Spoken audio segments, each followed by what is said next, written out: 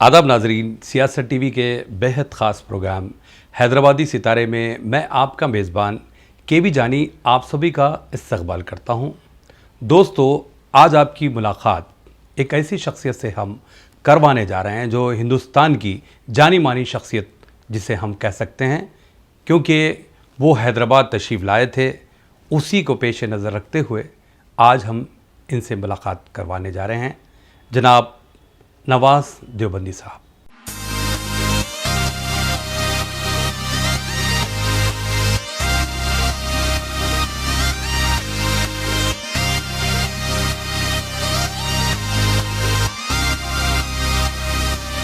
दोस्तों, मुशायरे हैदराबाद की रिवायत रही है। जैसा कि आप सभी जानते हैं कि हैदराबाद के मुशायरे बहुत ही यादगार हुआ करते थे, जिनमें शंकर जी मुशायरा आपने देखा होगा। उसके बाद फिर अदबी ट्रस्ट का वो मुशायरा जिनमें हिंदुस्तान के मुख्तलिफ़ शहरों से बहुत ही नुमाइंदा शोरा इसमें हिस्सा लिया करते थे। लेकिन इन दिनों अनवारुल उलूम एजुकेशनल सोसाइटी की जानिब से शाह आलम खान मुशायरा जो बहुत ही यादगार साबित हो रहा है, जिसमें हम जो देखते हैं हर साल नए नए शोरा आते हैं। उन्हीं में आज हमारे जो मौजूद मेहमान हैं जनाब नवाज़ देवबंदी साहब तशरीफ़ लाए हैं। मेरे पिंजरे का दरवाजा खुला रहता है उसके वास्ते हरदम, न पर कतरे कभी उसके न पर बांधे कभी मैंने। वो उड़ता है मगर फिर लौट कर पिंजरे में आता है। जमाने को ये हैरत है कि ये उड़ क्यों नहीं जाता। जमाने को ये बतलाओ, जमाने को ये समझाओ कि मैंने उसके पैरों में मोहब्बत बांध रखी। बहुत अच्छा डॉक्टर साहब, वाह वाह वाह वाह वाह। नवाज़ साहब, आपका बहुत बहुत इस्तकबाल किया जाता है हमारे इस प्रोग्राम में कि आपने कम वक्त में हमारे लिए, हमारे इस शो के लिए वक्त निकाला। आपका बहुत बहुत शुक्रिया। मोहब्बत आपकी, इनायत नवाजिश करम। वैसे आए दिन आप हैदराबाद तशरीफ़ लाते हैं मुशायरे के ज़रिए, और हमारी और आपकी मुलाकातें होती रहती हैं अदबी तंजीमों के ज़रिए या फिर मुशायरों के ज़रिए। तो मेरा एक सवाल ये है कि बचपन के मुशायरे और 55 के बाद वाले मुशायरों में आप क्या फ़र्क महसूस करते हैं? जोश साहब का शेर है कि मेरे रोने का जिसमें किस्सा है, मेरे रोने का जिसमें किस्सा है, उम्र का बेहतरीन हिस्सा है। बेहतरीन हिस्सा तो वही था जिसको बचपन कहते हैं। बहरहाल रफ्ता रफ्ता फिर बड़े हुए, और वैसे चूँकि मुझे बचपन से ही, मैं अपने इब्तदाई ज़माने में यानी कि स्कूल के ज़माने में, अच्छा हम वैसे भी उन स्कूलों में पढ़े हुए जिन्हें प्राइमरी स्कूल कहते हैं, है ना। बेसिक स्कूल होते थे। आजकल तो स्कूल सेंट्रल देसी स्कूल होते हैं, कॉन्वेंट और मतलब के CBSE बोर्ड के स्कूल होते हैं, बड़ी सहूलियात होती हैं। हम तो टाट पट्टी भी अपने साथ लेकर जाया करते थे, मगर उन चार दीवारी में जानी साहब एक बड़ी अजीब बात होती थी, उसमें मुर्गा बनना पड़ता था, है ना। कुछ ज़रा सी गलती हो जाती थी तो मुर्गा बनना पड़ता था। अच्छा, मुर्गा भी मास्टर जी बड़ा अजीब बनाते थे। इन दोनों टांगों के नीचे को हाथ निकाल के फिर मुर्गा बनना पड़ता था। अच्छा, उसमें कुछ अगर सज़ा में और ज़रा सा इजाफा हो जाए तो 2 ईंटें और रख दी जाती थी ऊपर। और मान लीजिएगा अगर थोड़ा सा हौसला और हिम्मत दिखाई जाए तो मास्टर साहब कहते थे, अच्छा बहुत जुर्रत आ रही है, बड़ा पठान बन रहे हो, फिर 4 ईंटें रख दी जाती थी। बहरहाल उन स्कूलों से निकल कर आए तो हम उस ज़माने में जिसे आज असेंबली कहते हैं लोग, प्रेयर कहते हैं, तो वो प्रेयर कराया करते थे 2nd क्लास से। और 3 प्रेयर हुआ करती थी उस ज़माने में हमारे इलाके और हमारे स्कूलों में, कि लब पे आती है दुआ बन के तमन्ना मेरी, दूसरी होती थी सारे जहां से अच्छा हिंदुस्तान हमारा, और हमारा राष्ट्रीय गान जन गण मन अधिनायक। तो दूसरी क्लास से मैं ही ये हर क्लास में कराता रहा। 5th क्लास के बाद जब हम 6th क्लास में दूसरे स्कूल में चले गए, वहाँ भी ये खिदमत मेरे ज़िम्मे हुई تو اساتذہ یہ دیکھتے تھے کہ تھوڑا اللہ تعالیٰ نے مجھے آواز ٹھیک ٹھاک سی دی تھی، تو ہوتا یہ تھا کہ 26 جنوری 15 اگست پر جب کوئی موقع ہوتا تھا تو کوئی نظم پڑھنے کے لیے، کوئی مطلب گیت پڑھنے کے لیے میرا انتخاب ہوتا تھا. تو وہ پھر کسی کا وہ شعر ہے نا کہ رفتہ رفتہ انہیں وحشت کا شعور آئے گا، آتے آتے ہی سمجھ آئے گی دیوانوں میں. رفتہ رفتہ وحشت کا شعور آنے لگا، پھر تھوڑی سی سمجھ آنے لگی، پھر ہم اپنی مقامی نشستوں میں جانے لگے، وہاں کچھ شعر کہنا، سننا، سیکھ مطلب سننا ہی تھا اس وقت. اس کے بعد شغف ہو گیا اور پھر ہم شعر و سخن کی دنیا میں آ گئے. ابتدائی زمانے میں جو ہم اپنے مطلب کہ اسکول کے بعد جو مقامی نشستیں ہوتی تھی اس میں شرکت کرتے تھے، اور کرتے کرتے پھر اس کے بعد پھر آس پاس کے مشاعروں میں جانے لگے. پھر اللہ تعالیٰ نے میرے نام کی مناسبت سے اتنا سرفراز کیا اور اتنا نوازا کہ پھر محمد نواز کو پھر نواز دیوبندی بنا دیا. تو بہرحال اس زمانے میں اور آج کے زمانے میں فرق تو بہت ہے. اس زمانے میں مبتدی تھے، مبتدی تو آج بھی ہیں، چونکہ سیکھنے کا عمل جب تک جاری رہتا ہے تب تک ہی آدمی سیکھتا ہے. اور مطلب ہے کہ تو بڑے تو ہم اب بھی نہیں ہوئے، اور میں تو کہتا ہوں خدا بڑا ہی نہ کرے، بس جو سیکھنے کا عمل ہے یہ جاری رہے تو یہ بڑی بات ہوتی ہے. تو بہرحال اس زمانے کے مشاعروں میں اور آج کے مشاعروں میں فرق ہے. اس زمانے میں مشاعروں کے آداب ہوتے تھے، تہذیب ہوتی تھی، ایک کلچر ہوتا تھا. اساتذہ کے پیچھے بیٹھنا پڑتا تھا، دو زانو ہو کر کے بیٹھنا پڑتا تھا. اگر کروٹ بدل لیتے تو یہ بد تہذیبی میں شامل ہوتا تھا. دوسری بات آپ حیرت کریں گے کہ اگر مان لیجئے گا خمار صاحب، ڈاکٹر بشیر بدر صاحب، وسیم صاحب اور جو بڑے حضرات تھے یہ ہمارے سے آگے بیٹھے اور ہم مطلب یہ کہ کھانسی آ جائے تو منہ پہ ہاتھ رکھ کے کھانسا جاتا تھا. نئی نسلیں اس تہذیب، اس تمیز، اس سلیقے، اس طریقے سے واقف نہیں ہیں. لیکن میں اپنی نئی نسلوں سے یہ کہنا چاہوں گا کہ میرے بچوں، تم نے یوکلپٹس کا بھی پیڑ دیکھا ہوگا، اور ایک پیڑ ہوتا ہے شیشم کا. شیشم کا پیڑ اندر سے سرخ ہوتا ہے، اس کی عمر لامحدود ہوتی ہے.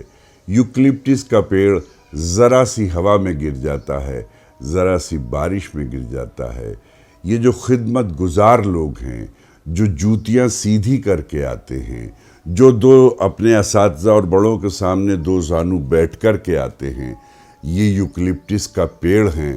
وہ مشاعرے کا اسٹیج ہو یا زندگی کا اسٹیج ہو یا زندگی ہو، جہاں کہیں بھی آپ اپنے آپ کو اگر شیشم بنانا چاہتے ہیں تو اپنے بزرگوں کا احترام کیجئے، بڑوں کی خدمت کیجئے، دو زانو ہو کر کے بیٹھیے.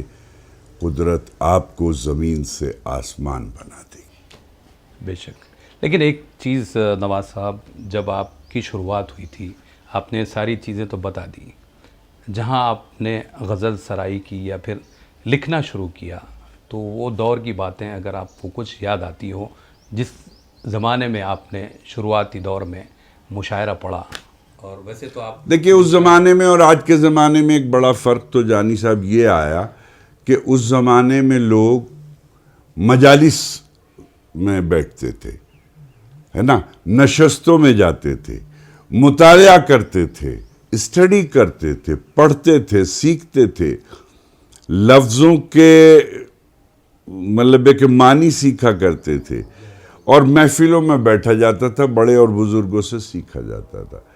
آج یہ عمل جاری نہیں ہے. تو ہم نے اس زمانے میں شاعری شروع کی جہاں اساتذہ ہوا کرتے تھے. آج کا تو اول تو شعر کہنے والے کم رہ گئے، جو لوگ ہیں بھی وہ استاد ماننے کے لیے کسی کو تیار نہیں. ایک عجیب نئی نسل پیدا ہوئی ہے جو یہ کہتی ہے کہ بغیر مالی کے ہم تو مطلب پیڑ بن گئے ہیں، بغیر استاد کے استاد بن گئے.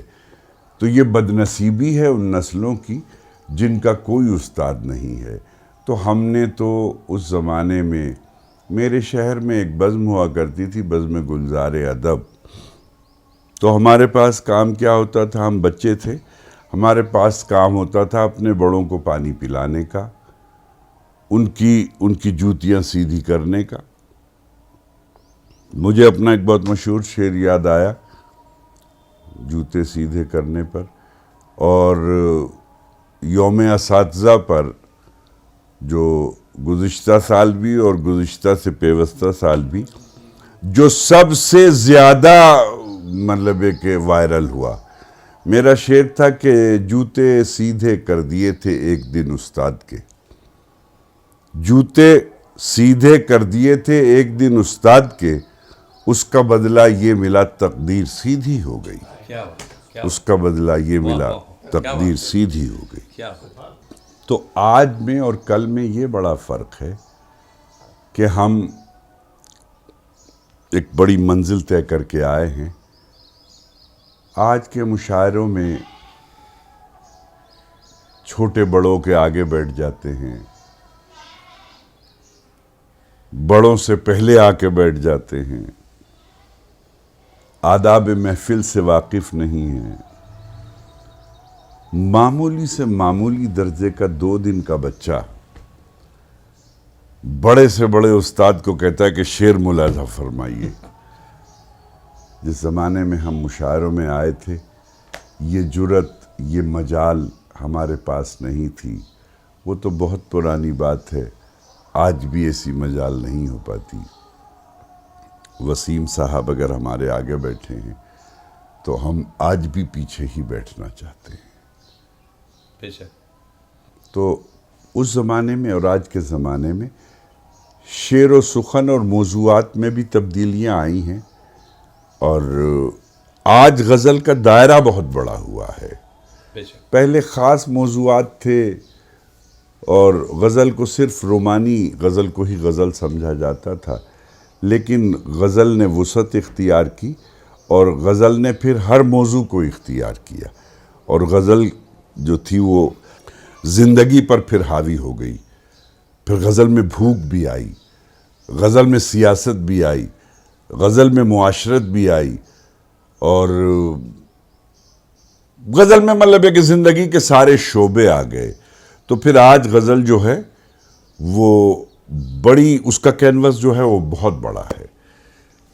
تو بہرحال غزل آج کے سینیریو میں اور اس زمانے کی غزل فرق تو بہت ہے، اور غزل کہنے والوں میں بھی بہت فرق ہے. لیکن آج مواقع زیادہ ہیں. سوشل میڈیا نے غزل کو بہت دور تک پہنچایا ہے. پہلے تو ایک ضلع سے دوسرے ضلع تک شہرت پہنچنے میں بہت مدتیں لگتی تھی. آج تو شاعر تو شاعر، متشاعر تو متشاعر، چوری کے شعر پڑھنے والے ایک لمحے میں کہیں سے کہیں پہنچ جاتے ہیں. لیکن میں ایک بات مانتا ہوں کہ محنت، مشقت، جدوجہد اور محنت اور مطالعے سے جو لوگ آگے بڑھتے ہیں، تاریخ کے صفحات انہی کے لیے مختص ہوتے ہیں، انہی کا انتظار کرتے ہیں. تاریخ ایسے ہی کسی کو یاد نہیں رکھتی. میں نے ابھی عرض کیا تھا کہ یوکلپٹس کے پیڑ تو بہت جلدی اگ جاتے ہیں، بہت تناور اور لمبے ہو جاتے ہیں، لیکن ہلکی سی ہوا میں گر جاتے ہیں، معمولی سی بارش میں گر جاتے ہیں. کیا بات ہے. جب آپ نے ذکر کیا سوشل میڈیا کا، جس کے ذریعے ایسے شعرا اور پھر جو کاپی کرنے والے ہیں بہت زیادہ وائرل بھی ہو جاتے ہیں، لیکن آج کل ہم نے دیکھا ہے کہ مشاعرے ہندوستانی تہذیب کا حصہ ہیں، لیکن کچھ عرصے سے بیرونی ملک میں بھی اس کا رجحان نظر آتا ہے. آپ کیا مانتے ہیں؟ نہیں، دیکھیے بیرونی ممالک میں ایک زمانہ تھا جب ہم مشاعروں کی دنیا میں آئے تھے تو زیادہ سے زیادہ انڈو پاک مشاعرہ ہوا کرتا تھا، اور اس مشاعرے کو بہت بڑا مشاعرہ سمجھا جاتا تھا، جس میں ہمارے قریبی ملک پاکستان کے شعراء حضرات شرکت کر لیتے تھے. تو یہ غالباً 86 کے آس پاس کی بات ہے. تو میں نے لال قلعہ بھی 86 میں پڑھ لیا تھا، اور ڈی سی ایم بھی. تو پورے ہندوستان میں شہرت ہو گئی کہ بھئی ایک لڑکا آیا ہے مشاعرے کی دنیا میں, اس نے لال قلعہ بھی پڑھ لیا اور ڈی سی ایم بھی پڑھ لیا. تو لال قلعہ اور ڈی سی ایم پڑھنے کا مطلب یہ تھا کہ مشاعرے کی دنیا کو عبور کر لینا. تو ڈی سی ایم میں انڈو پاک مشاعرہ ہوتا تھا اور لال قلعے میں ہندوستانی مشاعرہ ہوتا تھا. تو اس وقت صرف یہ تھا کہ ہندوستان اور پاکستان کی سرحدوں کو پار کر کے, اور وہ بھی ایک مشاعرہ ہوتا تھا ڈی سی ایم کا.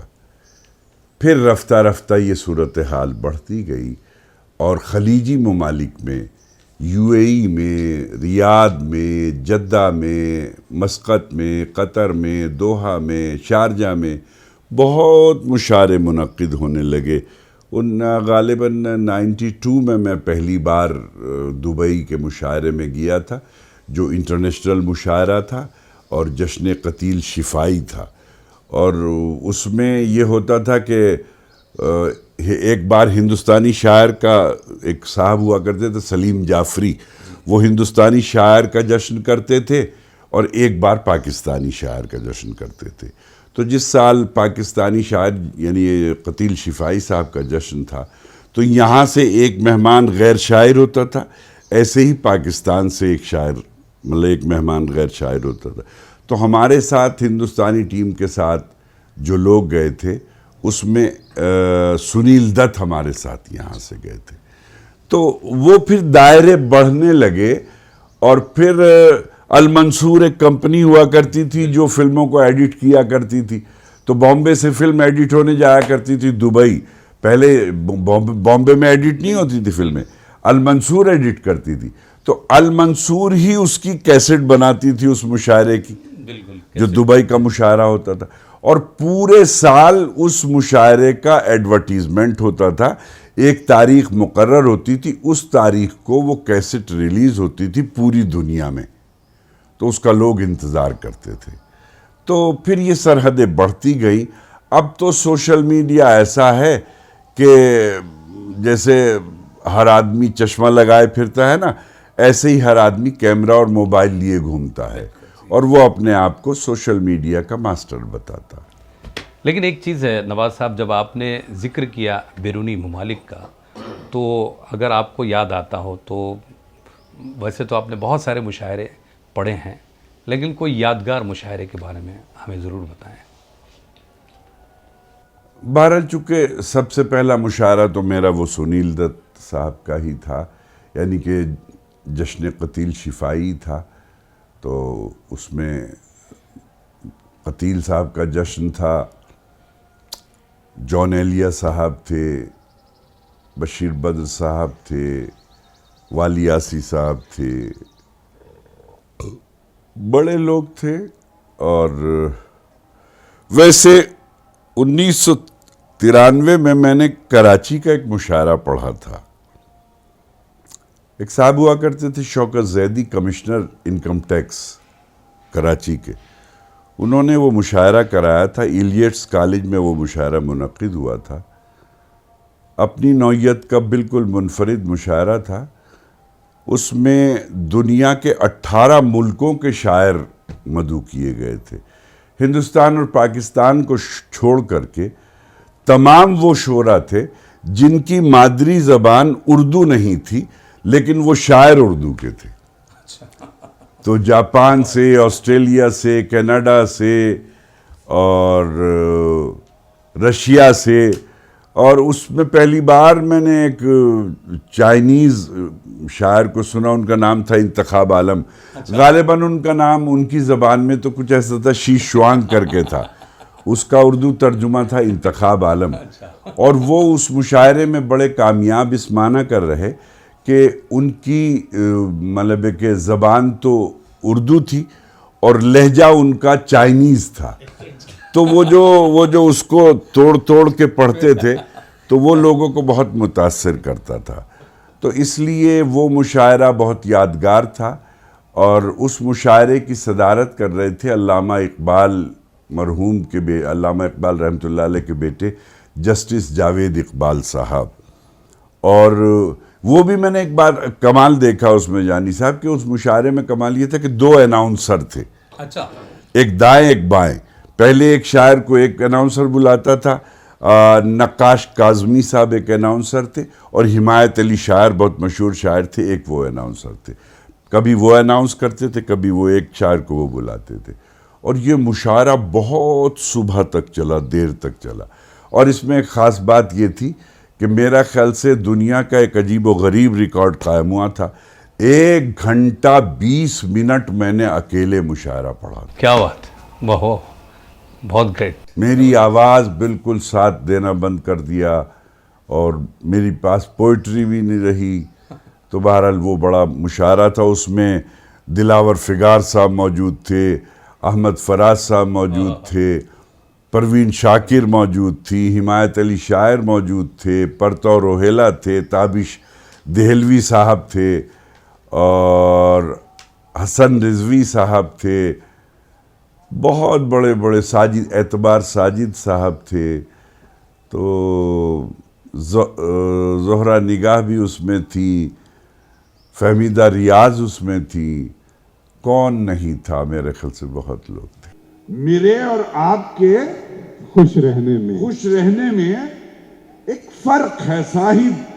میں خوش رہتا ہوں لیکن آپ خوش فہمی میں رہتے. بہت اچھے بہت اچھے بہت اچھے. دوستو آج کے لیے اتنا ہی. آپ اپنے دوست اور ہوسٹ کے بی جانی کو اجازت دیں. اللہ حافظ.